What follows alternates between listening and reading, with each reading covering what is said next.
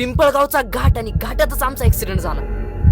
आम्ही 4 मित्र प्रतीक, प्रज्वल, सूरज आणि स्वतः बॅक रे एका छोट्याशा ट्रिपवर निघालो होतो. आतून 2 चड्ड्या 2 शर्ट घालून थंडीचा सामना करत आम्ही बाळेश्वर मंदिराच्या दिशेने धाव घेतली. पण वाटेत आमच्या सोबत असं काही होईल म्हणून वाटलंच नाही. घाटात आमचा छोटासा ऍक्सिडेंट झाला. यात आम्हाला काहीच नाही झालं आणि आपल्या लक्ष्मीला पण काहीच नाही झालं. आम्ही घाट चढत होतो, गाडी स्लो स्पीड नव्हती आणि खडीवरून गाडी सरकली. बास, संपला विषय. नागवडी वळणांचा हा भयानक घाट. लोक म्हणतात रात्रीचं या घाटाने जाताना वेगवेगळे आवाज येतात. खूप म्हणजे खूप भयानक आवाज, जसे की ये ना इकडे ये, मी तुझी वाट बघतोय.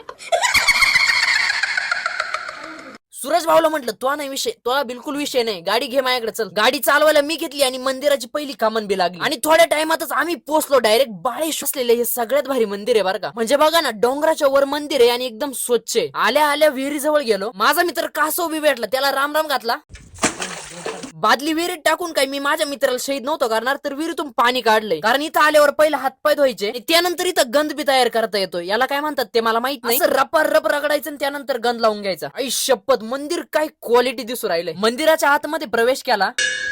सकाळ सकाळी मंदिरामध्ये कोणीच नव्हतं. महादेवांचं दर्शन केलं. माझ्या आजीनं मला एकच शिकवलंय, मंदिरात गेल्यावर काय म्हणायचं माहिती का? देव बाप्पा सुखाचं ठेव. मंदिरात गेल्यावर बाकी काही इच्छा मागत नाही, पण मी एवढंच बोलतो. खरा विषय तर या ट्रिपचा इथून पुढे चालू होतोय. भेटूया नेक्स्ट पार्ट मध्ये, ते पण भांडणांसोबत. कस काय सोडायचं याला, कस काय सोडायचं.